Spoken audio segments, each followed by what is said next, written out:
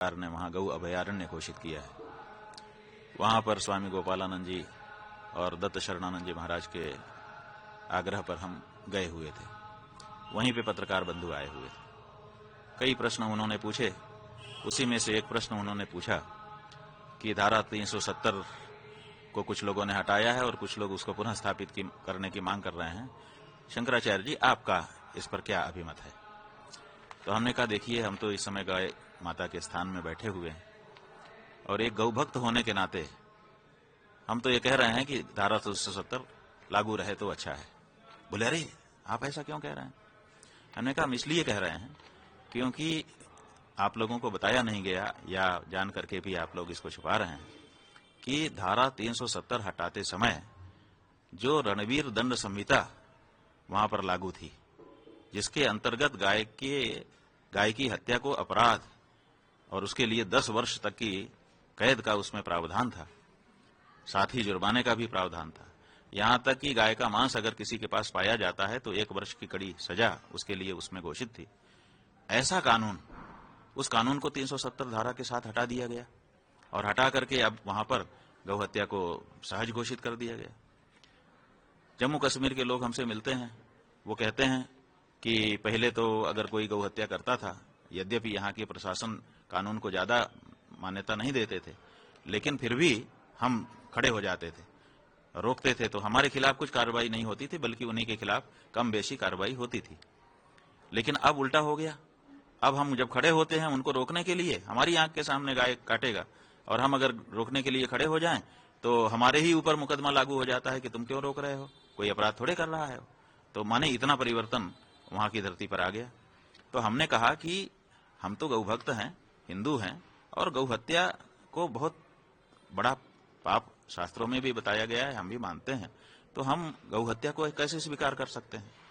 राजनीतिक दृष्टि से कुछ लाभ हो सकते हैं कि भाई सबको वहां जमीन खरीदने का मौका मिल जाएगा, वहां की स्त्रियों से विवाह करने का बाकी के भारत के लोगों को अवसर मिल जाएगा, और संसद से जो पारित कानून है वो वहां पर भी लागू होने लग जाएंगे। ये सब ठीक है, लेकिन इसके साथ साथ गौ हत्या को छूट दे देना, इसके लिए कि हम वहां की स्त्रियों से विवाह कर सकें और वहां पर जाकर के जमीन खरीद सकें, इसके लिए हम गौ माता की हत्या को हम स्वीकार कर लें, ये एक हिंदू होने के नाते हम स्वीकार नहीं कर सकते हैं किसी भी दशा में। तो इसलिए हमारे लिए तो 370 ही ठीक थी, क्योंकि कम से कम गौ माता तो कानूनन सुरक्षित थी वहां पर, और कानून जब होता है तो उसका बड़े पैमाने पर पालन भी होता है, कोई ही कानून का उल्लंघन करते हैं।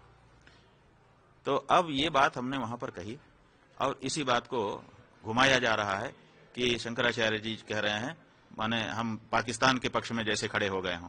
हम पाकिस्तान के पक्ष में खड़े नहीं हुए हैं। एक महात्मा जी का वक्तव्य अभी आया है, वो कह रहे हैं कि अभी मुक्तेश्वरानंद को, रामभद्राचार्य जी, हम नाम नहीं लेना चाहते थे ताकि किसी का सम्मान बाधित ना हो, हमारा ये उद्देश्य था। रामभद्राचार्य जी का वक्तव्य आया। रामभद्राचार्य जी कह रहे हैं कि अभी मुक्तेश्वरानंद को एबीसीडी नहीं आती है राजनीति की, भारतीय राजनीति की एबीसीडी नहीं आती है।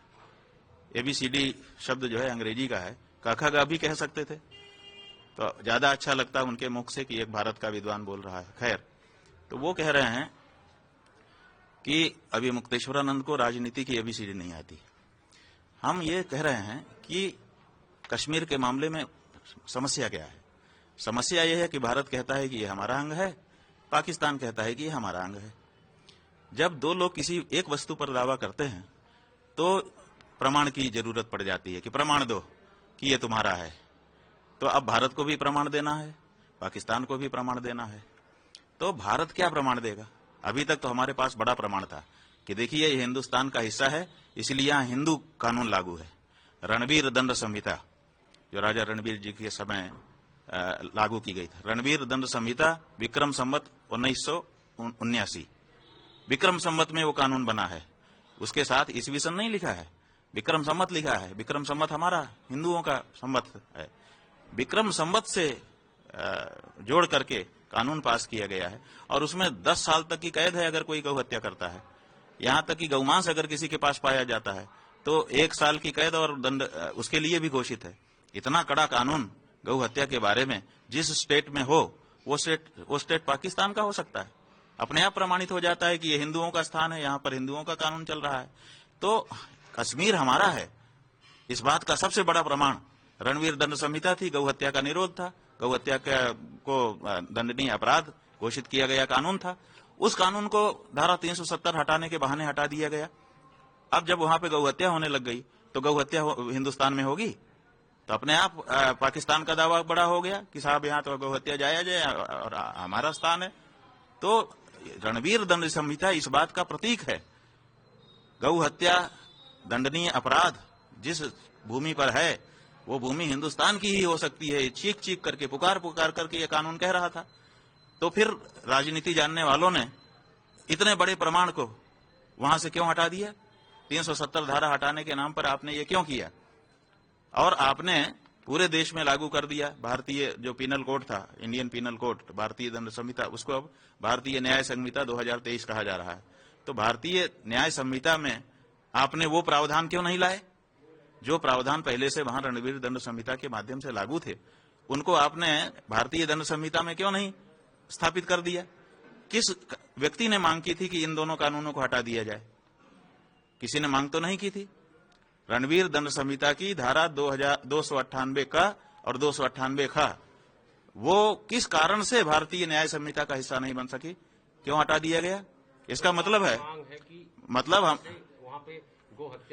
हाँ, गो हत्या पर जो प्रतिबंध परंपरा से वहां पर था, कानून था, उस कानून को वहां पे लागू रखा जाए ताकि गौ हत्या उस जगह पर ना हो सके। इससे दो चीज होती है, एक तो हम हिंदुओं की भावना की सुरक्षा होती है और दूसरे उस स्थान पर हिंदुओं का आधिपत्य रहा है, वहां पर हिंदू कानून चलते रहे हैं, इसलिए वो स्थान हिंदुस्तान है।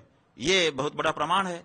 तो दोनों ही राजनीतिक दृष्टि से भी ये आवश्यक है और भावनात्मक दृष्टि से और धर्मशास्त्र की दृष्टि से भी आवश्यक है। तो हमने इसीलिए इसकी मांग की है।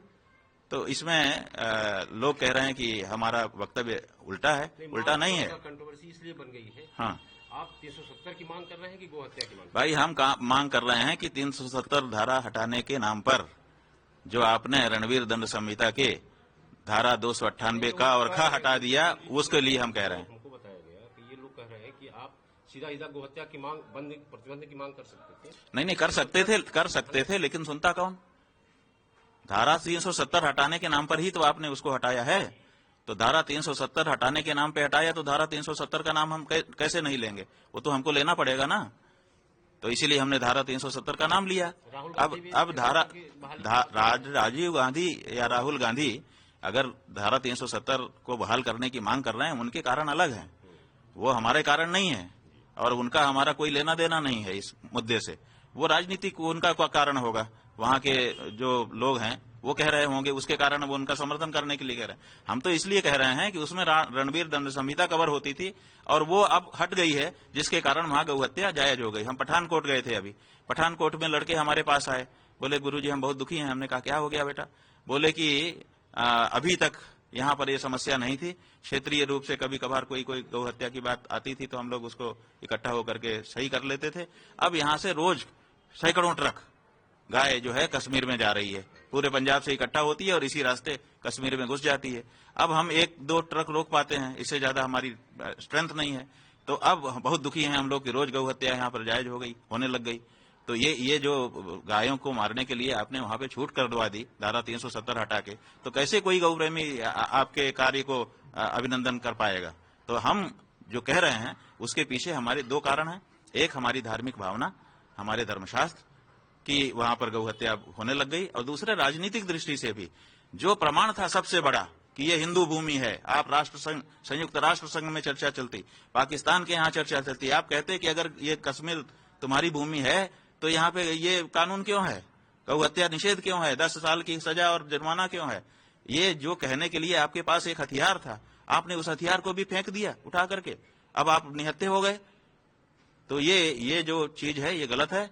इसीलिए हमारे कहने का जो मतलब है, वो आशय है, उसको जो नहीं समझता है या केवल मांग हमारी ये है कि रणवीर दंड संहिता 298 का खा जो लागू थी पहले से परंपरा से, धारा 370 हटाने के नाम पे जिसको हटा दिया गया, उस धारा को पुनः लागू किया जाए, भारतीय न्याय संहिता के अंतर्गत उसको जगह दी जाए।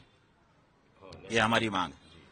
और साथ ही साथ एक चीज और हम कहना चाहेंगे, प्रसंग आया है इसलिए, कि जैसे कश्मीर में धारा 370 है, ये 1952 में आजादी के 5 साल बाद और भारत में गणतंत्र लागू होने के 2 साल बाद ये लागू की गई थी।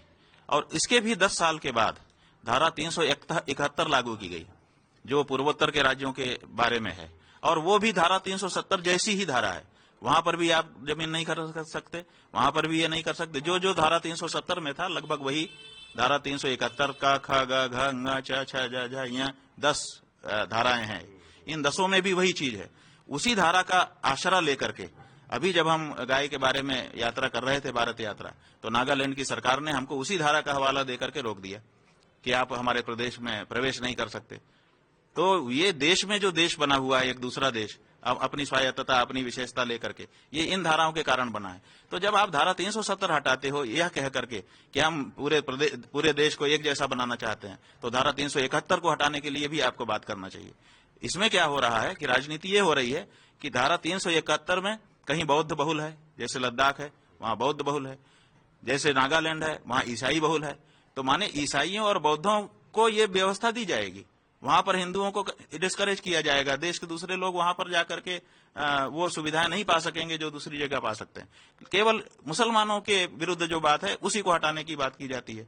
तो हमारा कहना है कि धारा 370 हटाना बिल्कुल सही है, धारा 371 भी हटाइए। 371 का ख ग घ ङ च छ ज झ ञ ये सब हटाइए ताकि पूरा देश एक जैसा हो सके। एक और दूसरे, भारतीय न्याय संहिता 2023 में रणवीर संहिता की वो 2 प्रावधान 298 का और ख लाए जाने चाहिए, नहीं तो ये भारत भूमि के प्रति अन्याय होगा, हिंदुओं के प्रति अन्याय होगा और कश्मीर की आत्मा के साथ अन्याय होगा। क्या ये मतलब सरकार जो है जानबूझकर मुसलमानों को टारगेट कर रही है? देखिए, हमको वहां पर कुछ लोगों ने बताया कि ये तो हम लोगों की आपसी सहमति हुई है कि तुम धारा 370 को हट जाने दो, हम तुमको गौहत्या की छूट दे देते हैं। और मतलब ये जनता की आम चर्चा की बात कह रहे हैं। तो अगर ऐसा कोई पैक्ट हुआ है तो ये बहुत बड़ा धोखा है हम लोगों के साथ। गाय की हत्या के एवज में हमको इंद्र का पद भी नहीं चाहिए, किसी भूखंड की तो बात दूर है। मतलब पंडित हत्या जायज है, वो हत्या के उसमें पंडित को हटा दिया गया, पंडितों को भगा दिया गया। पंडितों को किसने भगाया? 370 के नाम पर पंडितों को किसने भगाया? मुसलमानों ने। मुसलमानों ने कब भगाया? कश्मीर के नाम पर। कब भगाया आप बताइए, 89 तारीख बताइए। 89। देश आजाद कब हुआ? 1947 में। 89 में कितने साल होते हैं गिन के बताइए। होता है कितना? जोड़ लेंगे 40 साल होता है ना। 40 साल तक वो धारा 370 लागू थी, 40 साल नहीं भगाया। अगर धारा के कारण 370 धारा के कारण वहां से कश्मीर से पंडित भगाए गए होते तो धारा लागू होते ही 2-3 साल में भगा दिए जाते। समझो बात को। इसका मतलब है 40 साल तक वो धारा थी लेकिन कोई नहीं भगाया गया, 40 साल के बाद भगाया गया। तो जो 40 साल के बाद अगर कश्मीरी पंडित कश्मीर से भगाए जाते हैं उसको धारा 370 से कैसे जोड़ करके देख सकते हो आप? बताओ। माने कोई चीज जाएगी तो 40 साल बाद उसका असर आएगा, 40 साल तक उसका असर ही नहीं है। ये कितनी मूर्खता की बात आप लोग करते हो।